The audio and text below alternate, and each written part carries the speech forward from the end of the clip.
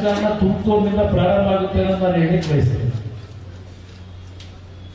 2006-7 ನಾನೇನೊಂದು BJP ಮತ್ತು JDS ನ ಸರ್ಕಾರವನ್ನು ರಚನೆ ಮಾಡ್ತಕ್ಕಂಥ ಅನಿವಾರ್ಯ ಪರಿಸ್ಥಿತಿ ನನ್ನ ಪಾಲಿಗೆ ಬಂತು. ಬಹುಶಃ ಅಂತ ಒಂದು ಆಡಳಿತ ಹಿಂದೆನೂ ಬಂದಿರಲಿಲ್ಲ, ಮುಂದೂ ಬರುತ್ತೋ ಇಲ್ಲೋ ಅಂತಕ್ಕಂಥ ರೀತಿಯಲ್ಲಿ ನಿಮ್ಮಲ್ಲಿ ವಿಶ್ವಾಸ ಗಳಿಸ್ಕೊಂಡ್ರು ನಾವು.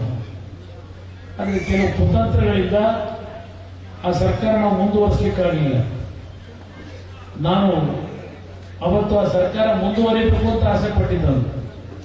ಆದರೆ ನಾನು ಮಾಡದೇ ಇದ್ದಂಥ ತಪ್ಪಿಗೆ ಆ ತಪ್ಪಿನ ಶಿಕ್ಷೆಯನ್ನ ನನ್ನ ತಲೆ ಮೇಲೆ ಕಳೆದ 17 ವರ್ಷ ಒತ್ತು ಶ್ರಮಪಟ್ಟು ನಿಮ್ಮ ದುಡಿಮೆ ಮೇಲೆ ಇನ್ನೂ ಉಳಿದಿದ್ದೇನೆ. ಈ ರಾಜ್ಯದ ರಾಜಕಾರಣ ನಿಮ್ಮಿಂದ ನಾನು ಇಲ್ಲಿ ಉಳಿದಿದ್ದೇನೆ. ಏಕಾಗಿ ನಾನು ಹೋರಾಟ ಈಗ ಆಗ ಸಂದರ್ಭದಲ್ಲಿ ಪಕ್ಷದಲ್ಲಿದ್ದಂಥವ್ರು ಎಲ್ಲ ಮಹಾನ್ ನಾಯಕರುಗಳೆಲ್ಲ ಒಂದೊಂದು ಹಂತದಲ್ಲಿ ಏನೇನೋ ಅವರವ್ರದೇ ಆದಂಥ ಕಾರಣ ಹೇಳ್ಕೊಂಡು ಬಿಟ್ಟೋದಂತೂ ಮುಗಿದೋಯ್ತು.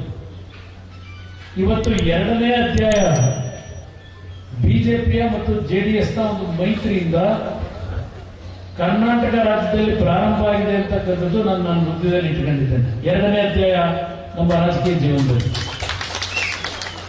ಇವತ್ತು ಪ್ರಧಾನಮಂತ್ರಿಗಳು